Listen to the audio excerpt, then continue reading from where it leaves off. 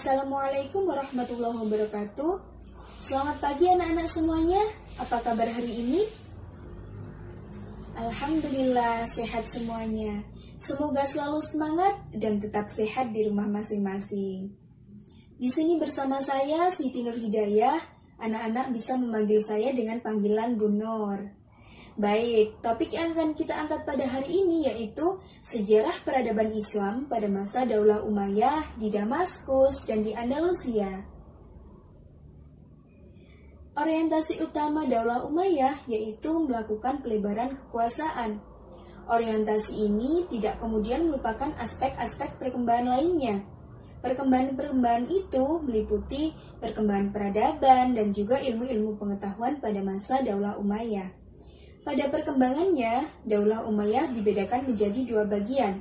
Yang pertama, Daulah Umayyah yang dirintis dan didirikan oleh Muawiyah bin Abi Sufyan yang berpusat di Damaskus, Syria. Pada periode ini berlangsung sekitar 1 abad, di mana menggantikan sistem pemerintahan dari sistem khilafah menjadi sistem mamlakat atau kerajaan monarki. Yang kedua, Daulah Umayyah yang berpusat di Andalusia, Spanyol, yang pada awalnya merupakan wilayah takhlukan Daulah Umayyah pada masa pemerintahan Walid ibn Abdul Malik. Nah, demikian tadi merupakan pembuka dari kisah Daulah Umayyah anak-anak. Bagaimana? Apakah anak-anak sudah siap melakukan pembelajaran pada hari ini?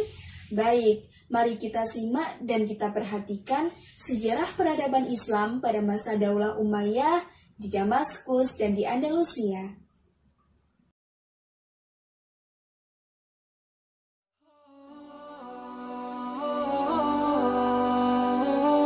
Sejarah berdirinya Daulah Umayyah di Damaskus. Daulah Umayyah adalah sebuah nama yang diadopsi dari nama salah seorang tokoh kabilah Quraisy pada zaman jahiliyah, yaitu Umayyah bin Abdul Asyam bin Abdul Manaf bin Husayn al-Quraisy al-Amawi.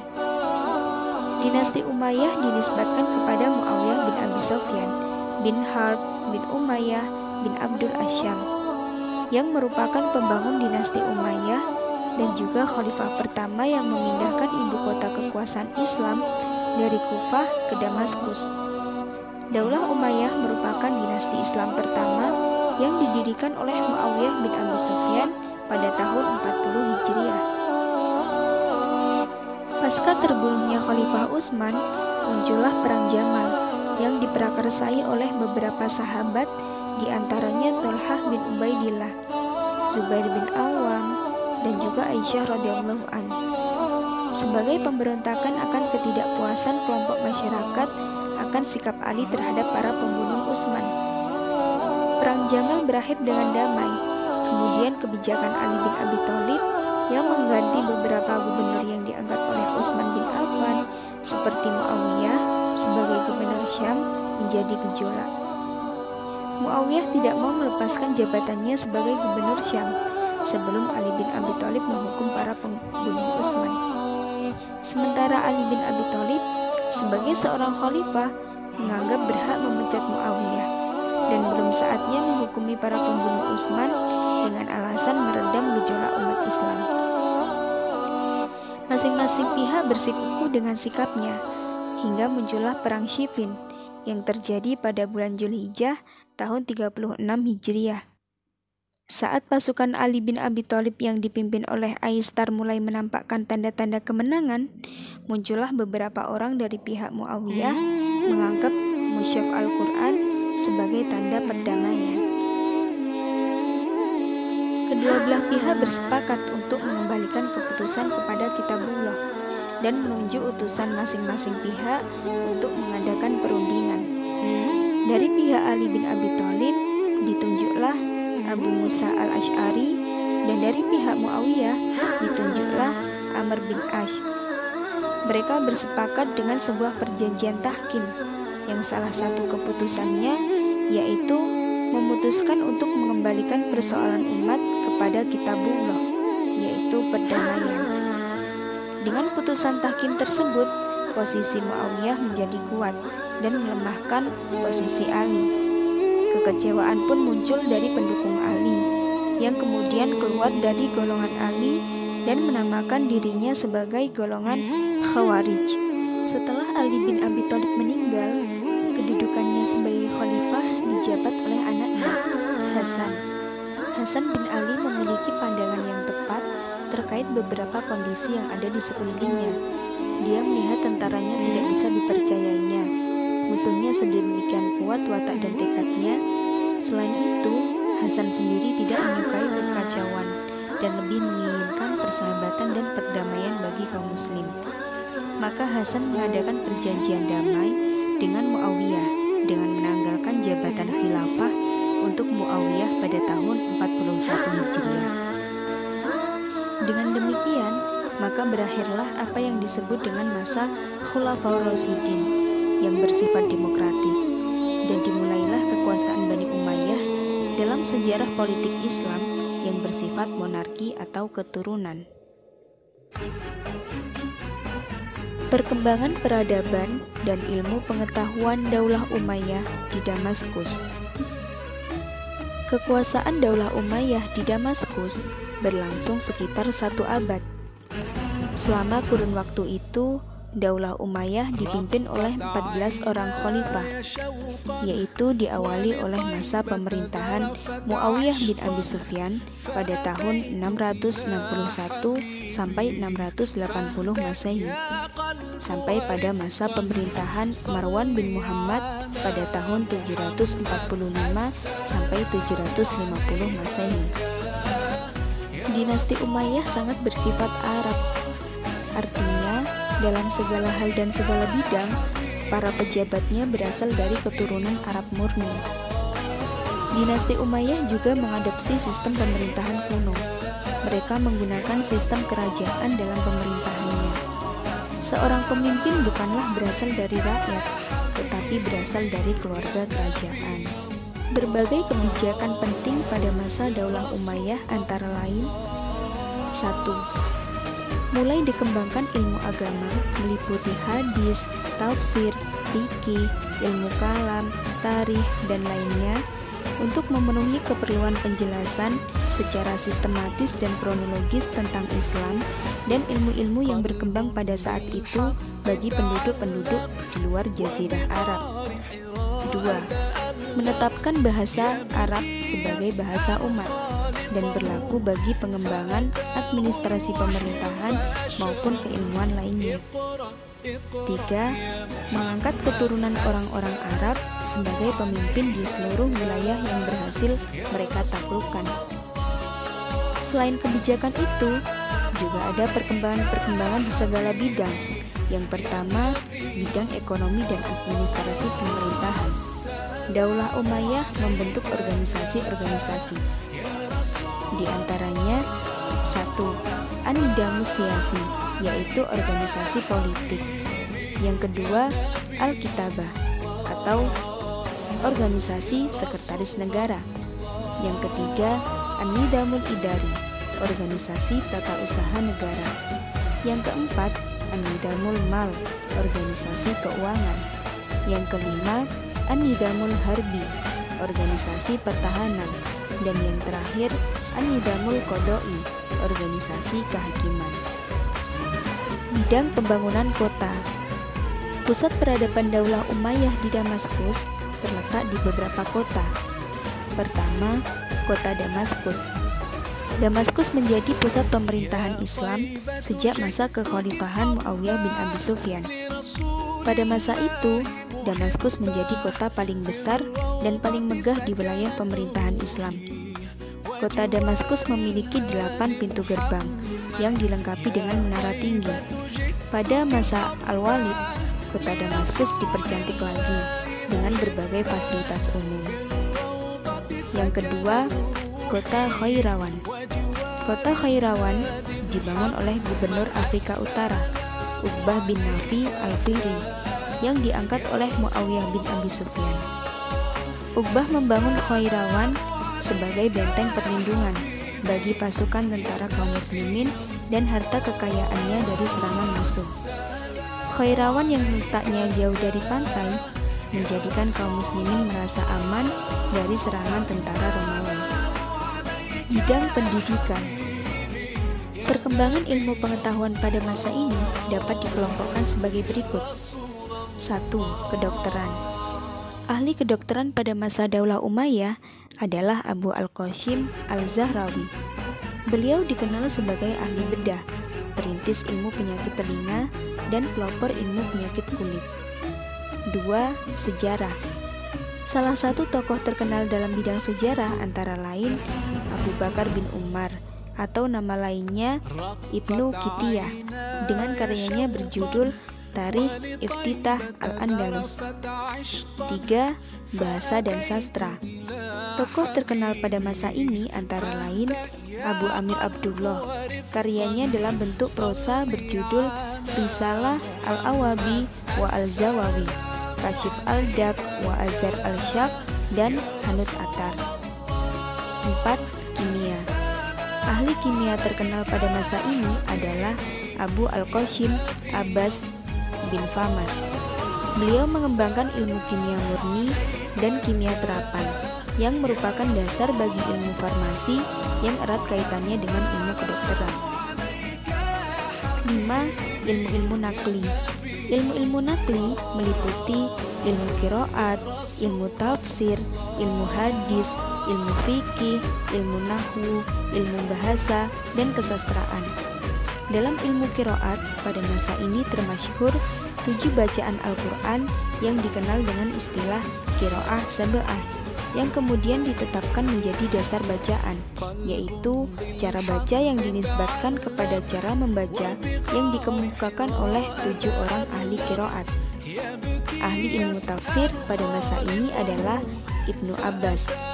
Ahli ilmu hadis Muhammad bin Syihab Az-Zuhri, Hasan Basri. Sementara itu, ahli ilmu nahwu dan merupakan penyusun buku ilmu nahwu yang pertama adalah Abu Aswad Ad-Duali. Pada akhir periode Umayyah melahirkan sejumlah mujtahid dan muncul 2 tokoh imam mazhab, yaitu Imam Abu Hanifah di Kufah dan Imam Maliki di Madinah. Sementara Imam Syafi'i dan Imam Hambali lahir pada masa pemerintahan Abbasiyah. Bidang arsitektur. Salah satu kemajuan seni arsitektur yang dicapai pada masa Daulah Umayyah adalah berdirinya Masjid Umayyah di Damaskus dan Masjid Baitul Maqdis di Yerusalem, atau yang dikenal dengan Kubah Al-Sakho, yang didirikan pada masa pemerintahan Khalifah Abdul Malik bin Marwan. Bidang militer. Pada masa ini, kemajuan militer bangsa Arab, mereka mempelajari berbagai ilmu kemiliteran dari banyaknya ekspedisi militer yang mereka lakukan, termasuk dari metode militer Romawi. Muawiyah melakukan perubahan besar dan menonjol di dalam pemerintahannya dengan mengandalkan angkatan daratnya yang kuat dan efisien. Kemunduran Daulah Umayyah di Damaskus. Beberapa faktor yang mengantarkan Daulah Umayyah pada kehancuran antara lain: 1. Ketidakpuasan pemeluk Islam non-Arab atau sering disebut dengan Mawali. Kaum Mawali pada masa Daulah Umayyah merasa dimarginalkan dengan tidak mendapatkan hak yang sama dalam hal tunjangan dan beberapa hak lain yang tidak dikabulkan oleh pemerintah Daulah Umayyah. 2. Sistem pemilihan khalifah melalui garis keturunan atau monarki hereditis merupakan sesuatu yang baru bagi bangsa Arab.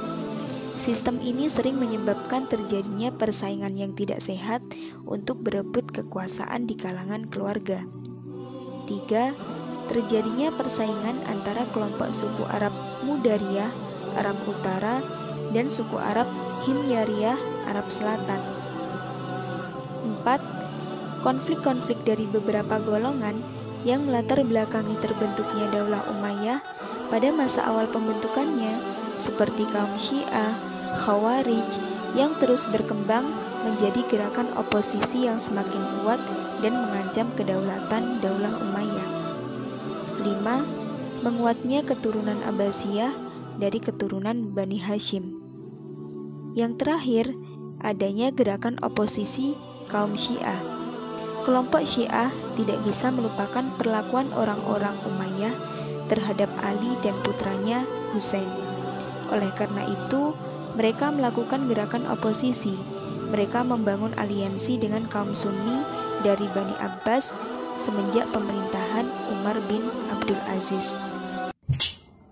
Nah, bagaimana anak-anak? Menarik bukan? Baik, mari kita lanjutkan kisah sejarah peradaban Islam pada masa Daulah Umayyah di Andalusia. Sejarah berdirinya Daulah Umayyah di Andalusia. Penaklukan Andalusia. Sebelum Islam masuk ke Andalusia, Islam sudah terlebih dahulu berkembang di Afrika Utara. Afrika Utara dijadikan sebagai salah satu provinsi dari Daulah Umayyah di Damaskus. Penguasaan sepenuhnya atas Afrika Utara terjadi pada masa Khalifah Abdul Malik bin Marwan pada tahun 685 sampai 705 Masehi. Pada perkembangan selanjutnya, ditunjuklah Musa bin Nusair sebagai gubernur di Afrika Utara.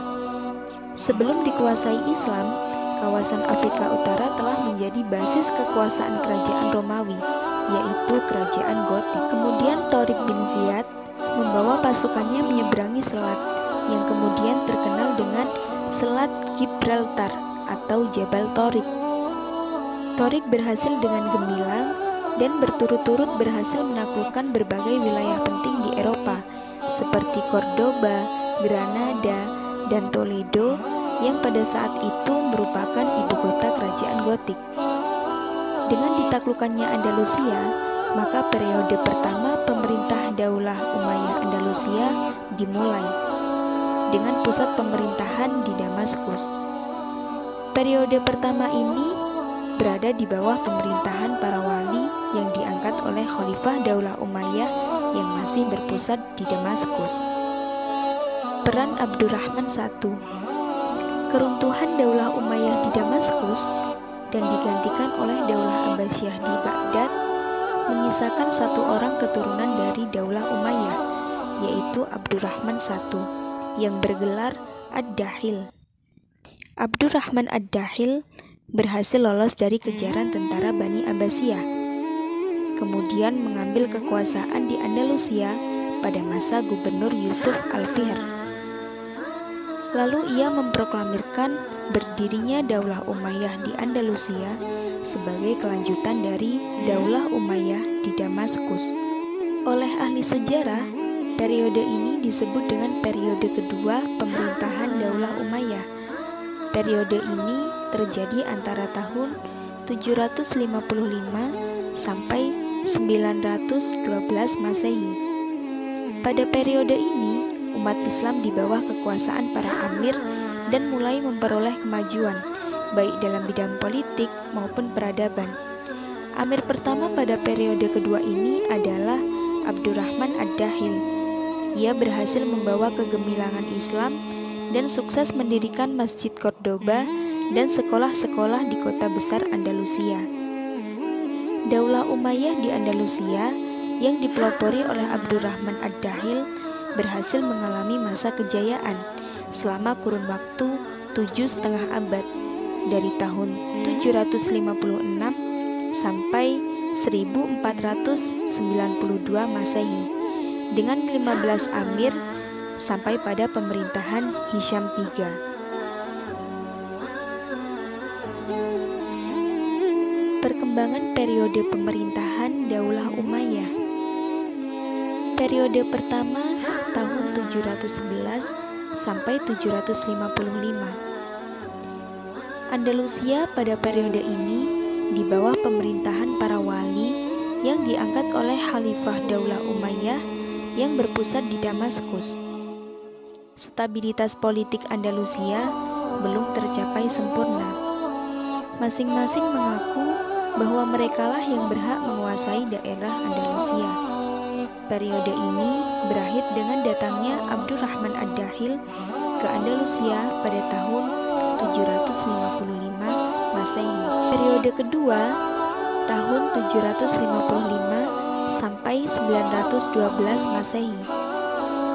Andalusia pada periode ini berada di bawah pemerintahan seorang yang bergelar Amir yang bernama Abdurrahman. Periode ketiga tahun 912 sampai 1013 Masehi. Pada periode ini berkembang pemerintah Abdul Ar-Rahman III yang bergelar Khalifah An-Nasir, sampai munculnya raja-raja kelompok yang dikenal dengan Muluk At-Tawaif. Gelar Khalifah ini bermula dari berita yang sampai kepada Abdurrahman III yang mendengar bahwa Al-Muqtadir, Khalifah Daulah Abbasiyah di Baghdad, meninggal dunia dibunuh oleh pengawalnya sendiri.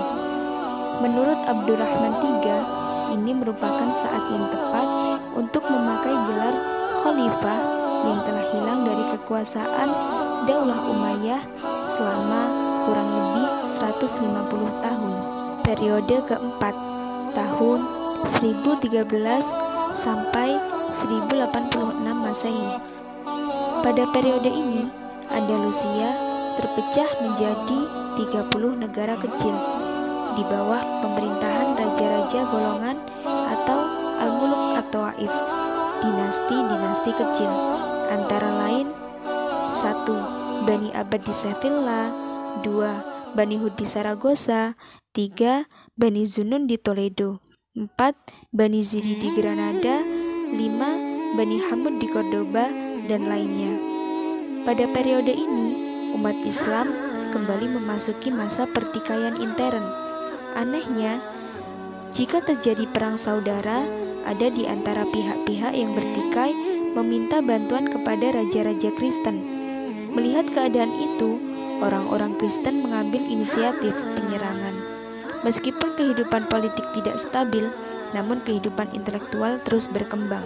Periode kelima, tahun 1086 sampai 1248 Masehi.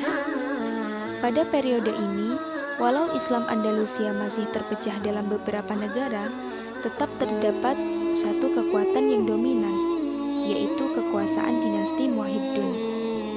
Dinasti Muwahhidun pada mulanya adalah sebuah gerakan agama yang didirikan oleh Yusuf bin Tasfin di Afrika Utara.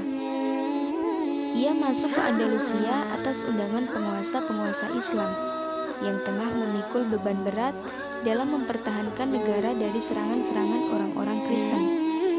Pada tahun 1086 Masehi, berhasil mengalahkan pasukan Kastilia.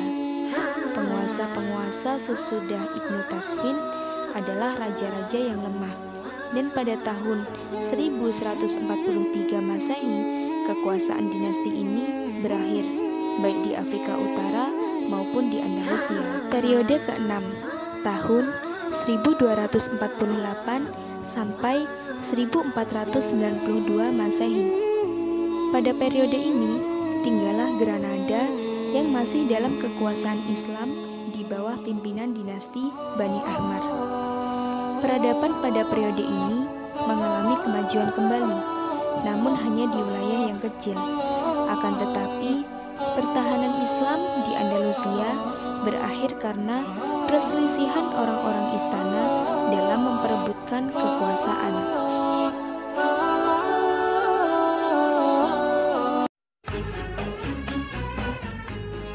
Pusat-pusat peradaban Islam di Andalusia. Pertama, Toledo.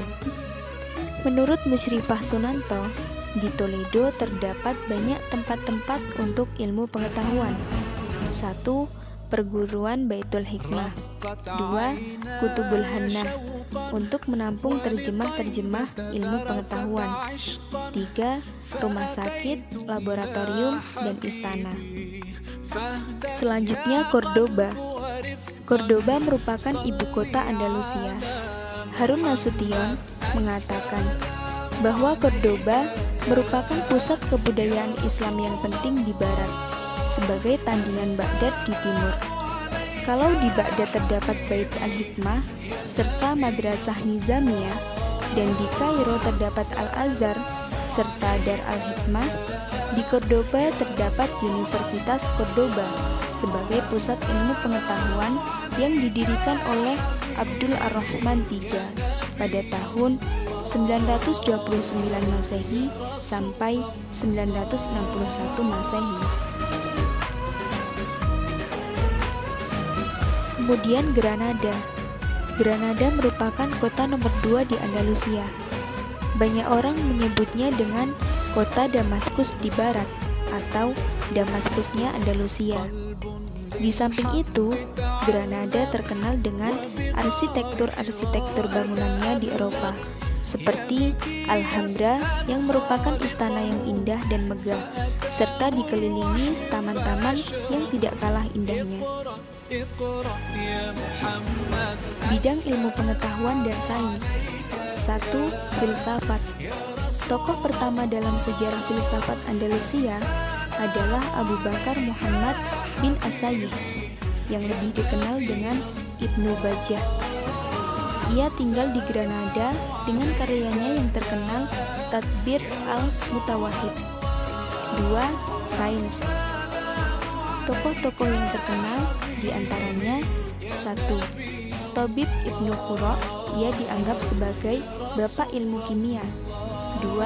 Ar-Razi atau Rhazes, karyanya yang terkenal dalam bidang penyakit campak dan cacat yang diterjemahkan dalam bahasa Latin. 3. Ibnu Sina, di Eropa disebut dengan Avicenna. Selain sebagai filosof, juga seorang dokter dan ahli musik. Kemunduran Daulah Umayyah di Andalusia. Masyarakat Andalusia masih menganggap kehadiran Islam di negara mereka merupakan ancaman dan juga penjajah. Keadaan ini memperkuat nasionalisme masyarakat Kristen Andalusia. Akhirnya, setelah kurun waktu 7,5 abad, Daulah Umayyah mulai mengalami masa kelemahan.